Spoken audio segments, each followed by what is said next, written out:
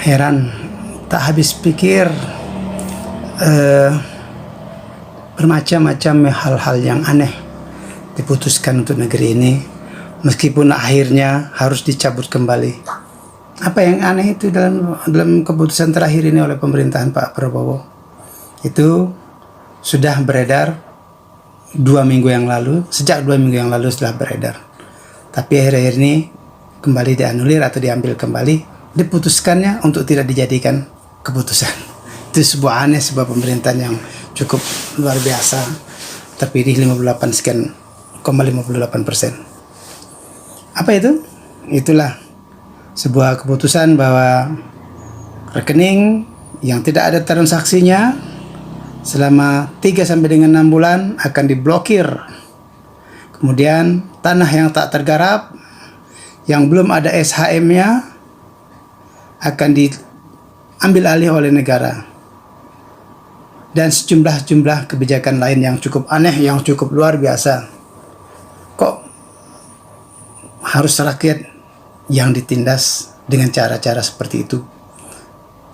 Kok rakyat yang berusaha untuk menabung rupiah demi rupiah, sedikit demi sedikit, dan itu untuk cadangannya di masa tua kelak, tentu banyak rekening yang tidak ada transaksi kecuali hanya menambah. Dan apabila itu harus diblokir juga, ini suatu kejanggalan yang sangat luar biasa. Sementara rakyat terus mengais rezeki untuk bisa mengumpulkan rupiah demi rupiah agar bisa digunakan untuk anak-anaknya bersekolah hingga jenjang yang tertinggi sekalipun. Tentu karena persiapan itu dilakukan dari lama, tentu tidak ada transaksi dari rekening tersebut, dan ini akan diancam, rekening akan diblokir. Meskipun kita bisa melapor sana melapor sini dan akhirnya bisa terbuka kembali, tapi ini merupakan suatu keresahan yang ditimbulkan oleh kebijakan pemerintah. Begitupun lahan yang tidak tergarap 3 tahun berturut-turut juga akan diambil alih oleh negara. Dan ini merupakan suatu hal yang membuat kita resah.